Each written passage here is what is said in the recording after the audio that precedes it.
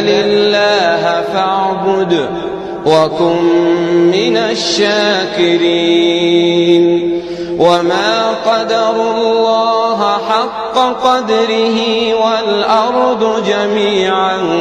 قبضته يوم القيامة والسماوات مطويات بيمينه سبحانه وتعالى عما يشركون ونفخ في الصور فصعق من في السماوات ومن في الأرض إلا من شاء الله ثم نفخ فيه أخرى فإذا هم قيام